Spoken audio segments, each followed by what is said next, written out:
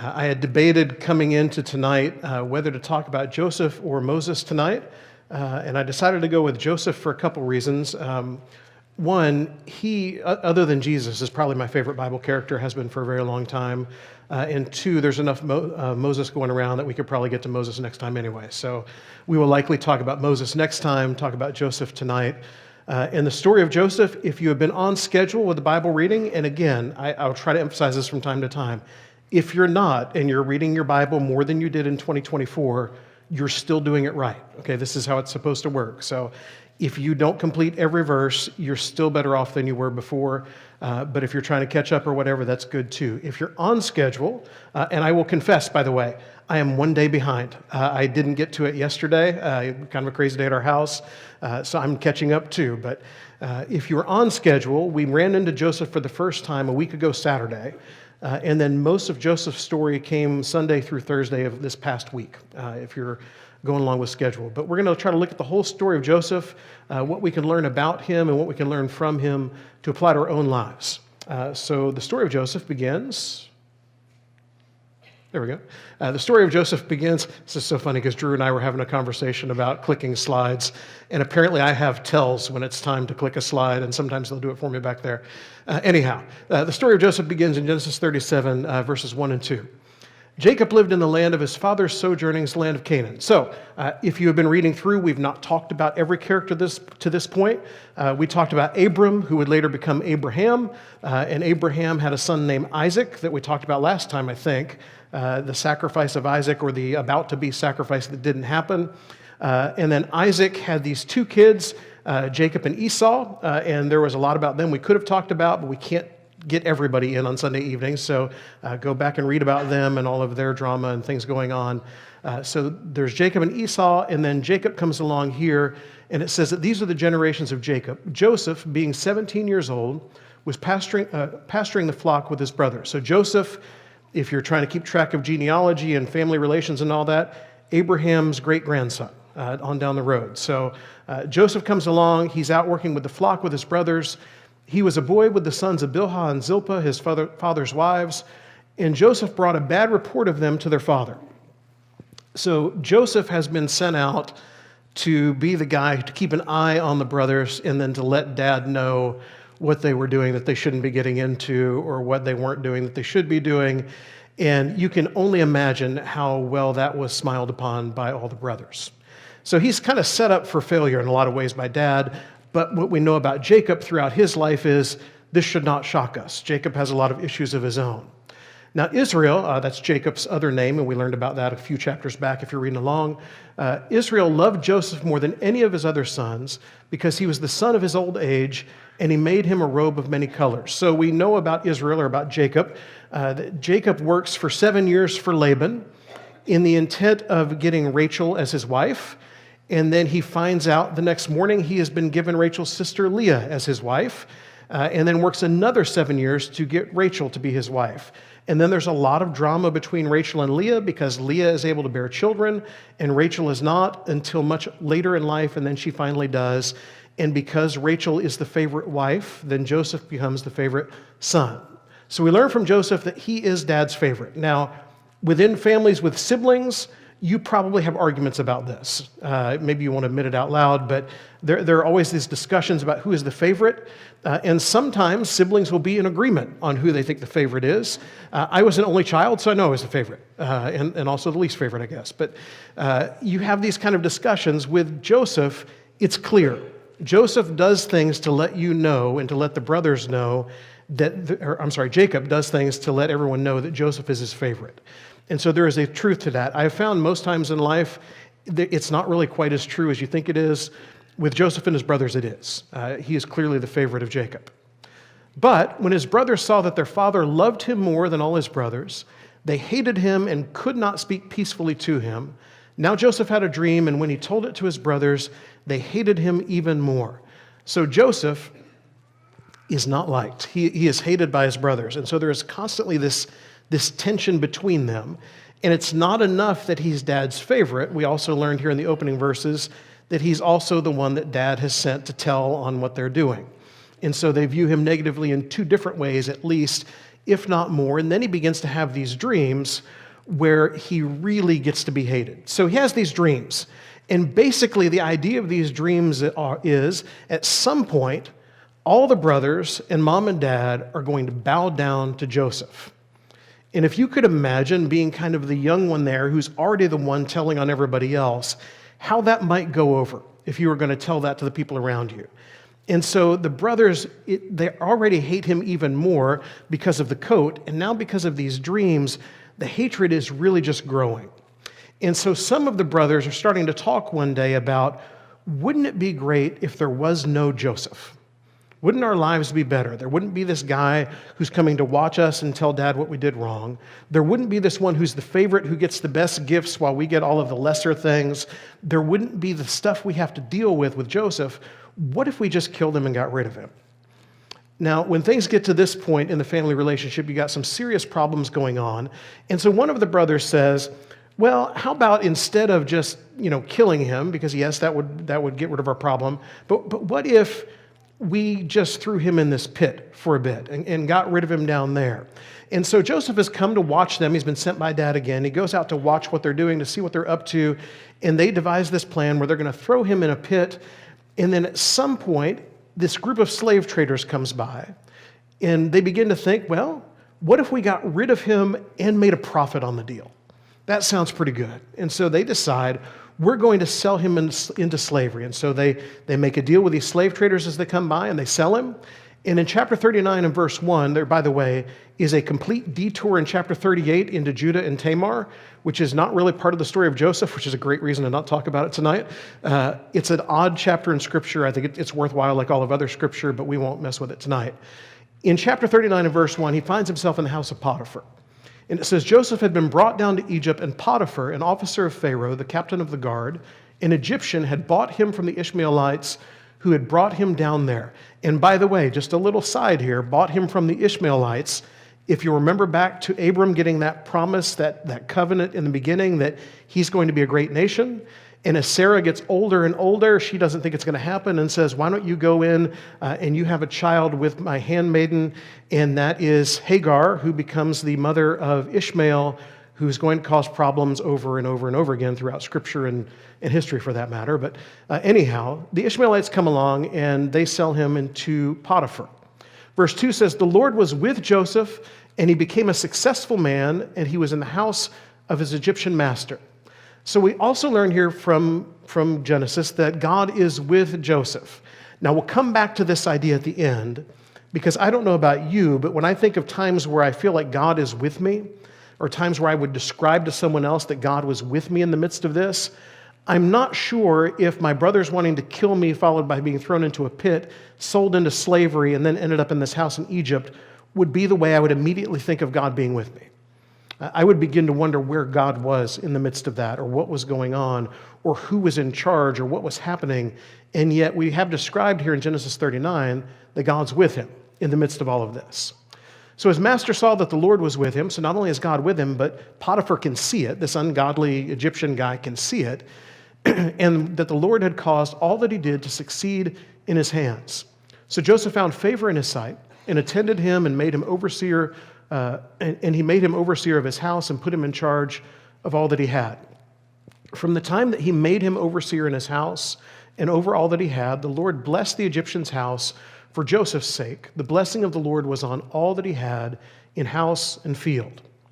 So he left all that he had in Joseph's charge, and because of him, he had no concern about anything but the food he ate. Now Joseph was handsome in form and appearance. So he was not only one who had God with him, he was a blessing to others.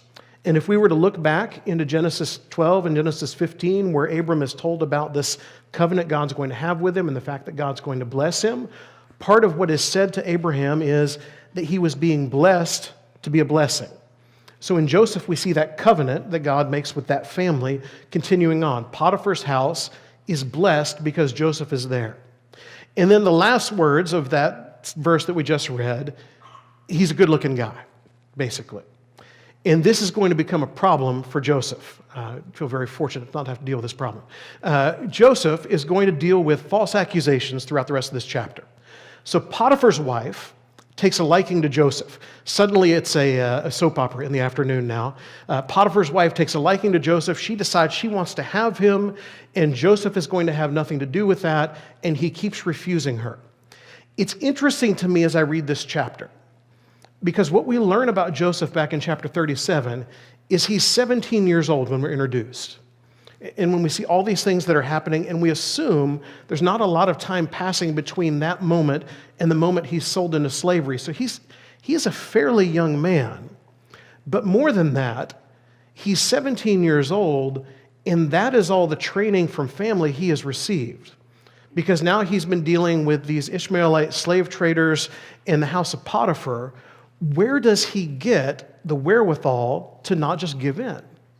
Where has that come from within him that, we look at this story so often and we're impressed with his obedience to God and all of that, but there wasn't a whole lot of foundational time there, but it took root. There's something to be said for Joseph being around that family, even with all the dysfunction, enough that he learned that to be with Potiphar's wife was the ungodly choice. And so he continued to refuse and continued to refuse. And at one point, she had him by the garment of whatever it may be, and he left it in her hands and took off out the door. And so Potiphar's wife comes up with a story of that he was the aggressor and she was the one trying to get away. And he left his coat and or his robe or whatever he was wearing and took off. And he was the one who was the problem. And Potiphar believed her. And Potiphar decided, well, this guy has a problem, and so I'm going to have him imprisoned instead of being a slave in my house. So he has now gone from the pit to the slave traders to being in slavery there in Potiphar's house, and now he's going to be imprisoned. In Genesis 39 and verse 20, it says, Joseph's master took him and put him into the prison, the place where the king's prisoners were confined, and he was there in prison. But the Lord was with Joseph and showed him steadfast love and gave him favor in the sight of the keeper of the prison. And again, being in prison, regardless of how much favor I have in the sight of the guy who's in charge, doesn't feel a lot to me like steadfast love or description of God being with us. And yet that's the way God describes it here in Genesis, that even when things are about as far off the rails as they can get, God is with Joseph and God is showing him favor. And the keeper of the prison put Joseph in charge of all the prisoners who were in the prison. Whatever was done there, he was the one who did it. So you see this thing that continues to happen in Joseph's story, and this will not be the last time, by the way, that when he is doing the God-honoring thing, even though it seems that his circumstances become more negative, he is actually given so much more responsibility and respect in the midst of those times. And so the prison, they allow him a lot of freedom within there to do what he does. The keeper of the prison paid no attention to anything that was in Joseph's charge because the Lord was with him, and whatever he did, the Lord made it succeed. So Joseph is trustworthy and successful. And we probably wouldn't think of either of those two terms describing a prisoner today, would we? We wouldn't think of either of those things as being a thing, and yet Joseph teaches us here that wherever we're at, whether things are going the way we want them to, or whether things are going completely not the way we want them to, we still can choose to be this way. We can still choose to be people who are God-honoring, trustworthy, and we can get success even in the midst of what feels like failure within our world. So he's trustworthy and successful. Sometime after this, chapter 40, verse 1. Sometime after this, the cupbearer of the king of Egypt and his baker committed an offense against their lord, the king of Egypt. And Pharaoh was angry with his two officers, the chief cupbearer and the chief baker, and he put them in custody in the house of the captain of the guard, in the prison where Joseph was confined. I'm so glad we live in now instead of back then. Everybody's getting sent to prison for all these different things. So the cupbearer and the baker, they make Pharaoh mad. He sends them off to this prison where Joseph is at. And the captain of the guard appointed Joseph to be with them, and he attended them. They continued for some time in custody. Now, my assumption would be, and I don't want to try to get too far inside Joseph's head here, but my assumption would be that Joseph had no concept of what a big moment this was in his life. As these two random prisoners in his mind come in, and he's put in charge of them, that they are going to be the ones that God uses to change everything.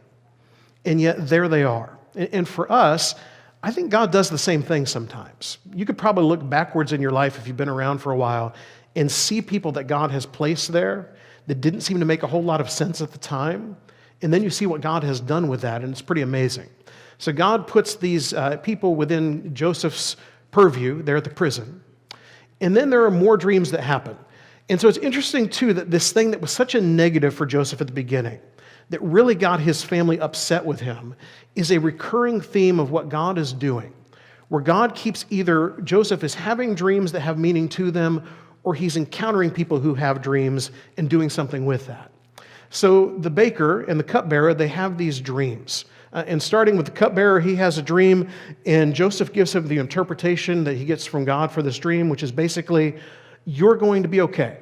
You're going to get out of here, and everything's going to be good, and you're going to be back in the service of the king. And he has one request of him in verse 14. Remember me when it's well with you, and please do me the kindness to mention me to Pharaoh, so get me out of this house. He gets that God is doing something there. He understands he's been given a lot of leeway with being a prisoner, and at the same time, he'd like to be free, like anybody else would. So he says, once you're back there with Pharaoh again, don't forget about me. Don't forget who I am. But in verse 23, the chief cupbearer did not remember Joseph, but forgot him. In the meantime, the baker has also had a dream, and his dream doesn't turn out quite so well. And Joseph interprets his dream, and the guy's all excited going to tell his dream to Joseph because the cupbearer's turned out great, and he finds out he's actually going to die, and it's not going to be good. And so there's one who goes out of prison that could help Joseph, and yet he forgets. So Joseph is forgotten, at least by the people that he feels like can do something. And for us, we probably have that happen from time to time too, where there are people you count on, people that you hope will be helpful to you, people that you have done something for, that you hope maybe they will do you some kindness in return for that somewhere down the road, and they just forget. Or people that you have helped to get to a certain position, and once they're there, they should be helpful to you, and now they're there and they've forgotten about who you are. And yet, throughout all of this, God doesn't forget him. God is with him in the prison, God is with him in the pit, God is with him with his family, and at each step along the way, God is there. In chapter 41, verse 1, it says that after 2 whole years, so Joseph sitting there in the prison, forgotten for 2 years, Pharaoh dreamed that he was standing by the Nile. And so again, we have dreams that come along. This time it's Pharaoh. And Pharaoh has these dreams about 7 fat, great-looking cows, and these 7 scrawny cows come up and eat those first 7 cows, and yet it doesn't look like the 7 scrawny cows gained anything as a result. And then there's something about 7 great-looking heads of grain and 7 that are not so good-looking, and the smaller eat the larger, and again, it doesn't look any better, and he doesn't know what to do with that. And then the cupbearer remembers, Joseph. He's the one that interpreted my dream, and he tells Pharaoh about Joseph so that he can then interpret his dreams. And Joseph comes in, and Pharaoh tells him the dream, and he explains to him what this means is, and by the way, he explains, it's not me, it's God who's giving me this. But what this means is there's going to be 7 years of plenty, and then there's going to be 7 years of famine, and so what you need to do is get ready. You need to really prepare during those 7 years of plenty and store away, so when the 7 years of famine come along, you will have something to eat, and you will have something that's there for you. And so Pharaoh likes the plan. It says in verse 37 of chapter 41, the proposal pleased Pharaoh and all his servants. And Pharaoh said to his servants, "Can we find a man like this, in whom is the Spirit of God?" Then Pharaoh said to Joseph, "Since God has shown you all this, there is none so discerning and wise as you are." Can you imagine this guy who started the day, or maybe the day before, as a prisoner, and now he's there in the presence of Pharaoh, the king, who is telling him there's no one quite like him. No one is wise, no one is discerning. Joseph, and even Pharaoh can see it, is led by the Spirit. Pharaoh talks about this guy must have the Spirit of God with him to be able to do these things. And again, when we think in terms of God with us or being led by the Spirit, we generally don't think in terms of pits and slavery and prison and being accused of things we didn't do and not being believed and being forgotten and all of the things that Joseph has experienced. And yet even Pharaoh can see it. Even one who is ungodly and not following the God that Joseph follows, he can see there's something about Joseph. So chapter 42, verse 1. When Jacob learned that there was grain for sale in Egypt, so this famine that's going on that Joseph interpreted the dream about, it's the whole area. You can't escape it. when he learns there's grain for sale in Egypt, he said to his son, "Why do you look at one another?" I love this. "What are you just looking around for? It's time we got to do something." And he said, "Behold, I have heard there's grain for sale in Egypt. Go down and buy grain for us there, that we may live and not die." Now Joseph, in verse 6, was governor over the land. He was the one who sold to all the people of the land. And Joseph's brothers came and bowed themselves before him with their faces to the ground. And here we find ourselves back in chapter 37, remembering the dreams. And now it's happening. The thing that didn't seem possible, and in every step of the way since then, has probably seemed less and less possible. If they weren't going to bow to him before, surely not when he's in the pit, or when he's a slave, or when he's in prison. There's going to be no reason for them to ever do this, and yet here they are. And so they bow before Joseph, their heads to the ground, not even knowing who he is. Joseph saw his brothers and recognized them, but he treated them like strangers and spoke roughly to them. "Where do you come from?" he said. And they said, "From the land of Canaan, to buy food." And Joseph recognized his brothers, but they did not recognize him. Joseph is, in their eyes, and very much because he's in a land that's not his own, he is anonymous. Which, when I begin to think about this, and I think about what he does in the house of Pharaoh, it makes it even greater, doesn't it? The idea that here is someone who no one knows who he is. He can do whatever he wants in the eyes of people, and they're never going to know where he came from or what he's about or whether he's someone who follows God or not, and he could get away with it and it would be fine. And yet he continues to live the godly way at every turn. And what about us? When no one knows it's us, do we do something different than we would have done otherwise? When we're in a place where we're not recognized, do we feel like we can get away with a little bit more, or we don't have quite as much accountability? And yet Joseph, in this place where he's anonymous, continues to do the godly things over and over again. So Joseph's brothers come before him, and they're in need of food. They've been sent there by their father. And so Joseph begins kind of this series of, "I think you're spies." And I don't know why Joseph does it the way he does it, if he's maybe toying or testing or some combination of all of those things. But he's told them he's just convinced that they're spies, and they keep trying to tell him that they're not. And so Joseph concocts a plan where what he wants for them to do is to bring back their youngest brother with them. When they were sent down by Jacob, 10 of them were sent, because Jacob has not learned anything from the experience with Joseph and still has a favorite. And now the favorite is Benjamin, Joseph's younger brother, also a child of Rachel. And because of that, he keeps Benjamin home where it's safe and sends the other 10 brothers down to Egypt. And so Joseph tells them, "Well, what I want you to do is to bring the youngest back. I want to see the youngest brother, and that will be proof to me that you're not spies." So on the third day, Joseph said to them, in verse 18, "Do this and you will live, for I fear God. If you're honest men, let one of your brothers remain confined where you are in custody, and let the rest go and carry grain for the famine of your households, and bring your youngest brother to me, so your words will be verified, and you shall not die." And they did so. So they travel back, and they explain to Jacob what they have to do. They're supposed to bring Benjamin back. They've left one of the other brothers there as kind of collateral, and Jacob wants nothing to do with this plan. He says, "I've already lost Joseph. I'm not going to lose this youngest of mine, and you guys just go back and get the grain." And they keep trying to explain to Dad, "He's told us this is what we have to do. We can't go back empty-handed." And so they decide, finally, Jacob is going to let them go, and they all go back. They all go back, and they go before Joseph, and there's a lot of back and forth that goes on. It's really interesting, all the kind of testing that's going on within these chapters. Joseph decides that he's going to have his cup placed in the bag of Benjamin, and then let them go just a little bit, and then find that cup there just to see what they're going to do. And in the midst of all of these tests and the way they react to it, Joseph begins to realize these guys are not the same guys that I knew from way back when. They're a little bit different than they were before. And they're still not perfect. They still have issues, but they love Benjamin in a way that they did not love me, clearly. And that's something worth looking at. That's something that's very different about them. And so Joseph sees kind of the maturing that's going on in them. In chapter 45 and verse 1, in the midst of all this back and forth, Joseph has finally had enough of the ruse. It says in verse 1, Joseph could not control himself before those who stood by him. He cried, "Make everyone go out from me." So no one stayed with him when Joseph made himself known to his brothers. And could you imagine the brothers just standing there in the midst of all this as this guy in charge begins to cry at a point and sends everyone away, and there you are, and you wonder, what in the world is happening here? And then he makes himself known. He wept aloud, so the Egyptians heard it, and the household of Pharaoh heard it.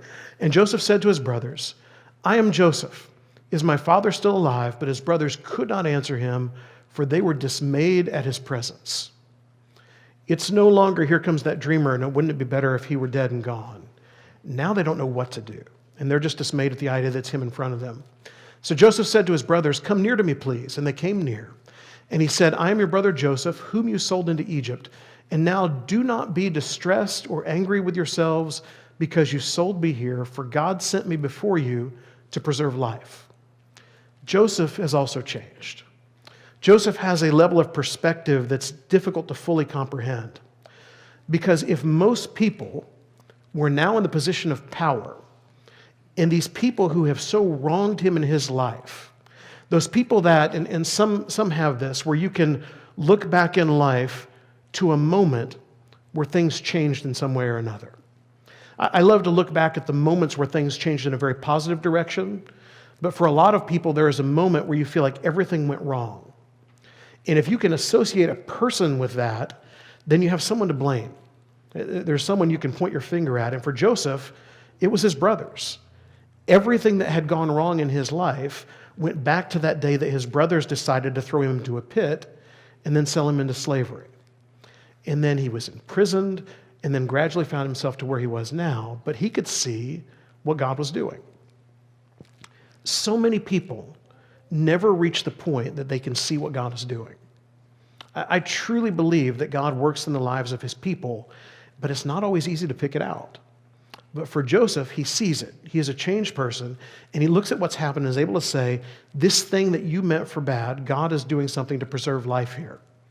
So in the last chapters here of Genesis, the brothers go back and they tell Jacob what has happened, and Jacob is probably as shocked as anybody because he thought his son has been dead and gone for a very long time.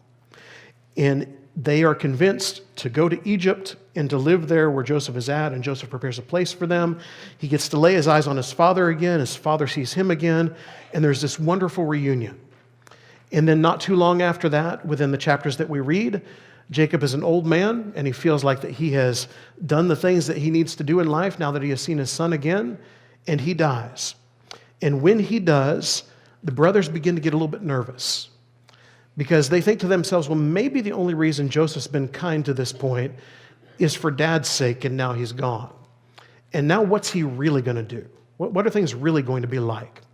And so in chapter 50 and verse 15, when Joseph's brothers saw that their father was dead, they said, it may be that Joseph will hate us and pay us back for all the evil that we did to him. And so they devise a plan. I just love the way that they think this through. We're going to send a message to Joseph that this is what your father who has died told you to do to us, to make sure you treated us kindly and all of these different things, because they're thinking, well, surely if Jacob said it, then maybe Joseph will do it. But in verse 18 and 19, after they've sent this message, it says that his brothers also came and fell down before him, fulfilling the dream a second time. And they said, behold, we are your servants. But Joseph said to them, do not fear, for am I in the place of God? If you had the moment you could get even, if you had the moment that you could give the person that you blame for everything that has gone wrong, you could get back. You could show them who's in charge now. What would you do? There have been songs written about this. There have been movies about this kind of thing where everybody wants that moment of vengeance. And yet Joseph says, I'm not God. Do not fear me. As for you, verse 20, you meant evil against me, but God meant it for good, to bring it about that many people should be kept alive as they are today. So do not fear. I will provide for you and your little ones. And thus he comforted them and spoke kindly to them. Joseph chose relationship over retribution. He could have done either one.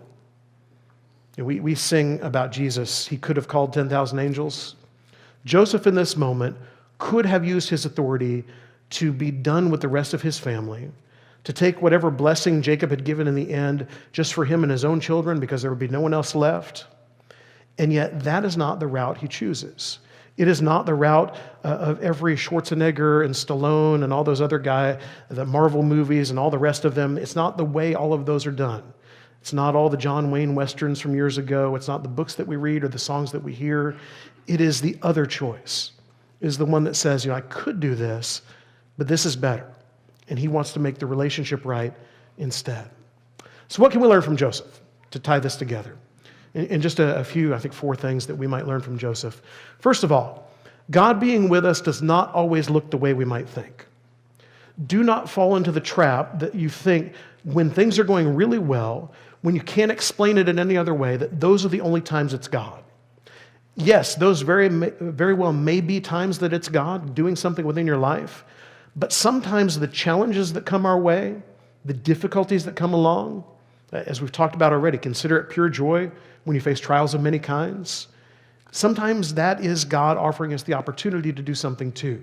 God works in all kinds of situations. Secondly, God can take someone else's evil intentions and use them for a greater good. So when you see the evil and the wrong that happens, we have the opportunity to be a contrast to that. And sometimes those evils and those wrongs place us in the places where we can be to have an impact on our world. Over the last couple of years, I've had quotes up here in sermons from Dietrich Bonhoeffer, who was a follower of God who lived in a time where the Nazis were seeking people out and killing, and he was one who wrote so many amazing things during that time. There are few more evils that have happened than what happened in Europe in the 1940s. And yet that evil, God was able to take something good like Bonhoeffer and so many other stories like that and bring out of it. God can take others' evil and do good things within those things. And look for those opportunities that God gives in the midst of that. Third, God values relationships. God cared about Joseph and his family and the siblings and Joseph's father and all of them and how this would all pan out. And God teaches Joseph how to be, and Joseph doesn't. He could have had retribution. Instead, he chose relationship. For us, most of us probably have a broken relationship somewhere along the way. And I believe God would call to us to do the things we can do to try to do our part to make those relationships better. You're not fully in charge of that, and there are other people you have to rely on to do the right thing too, and they don't always do that. But for us, we are to be people who try to value relationships over retribution, over vengeance. And fourth, choose to do good. Joseph has options all along the way of how he can handle things. I would guess, for me, your preacher who would like to tell you I would do better, if I was unjustly imprisoned and did not do the thing that I was imprisoned for, it may take me a little while to get by the bitterness of that. I would not be feeling real good about things for a little while. And yet with Joseph, we see that he takes those moments to quickly be seen as someone who's led by the Spirit and given more responsibility and to do more good.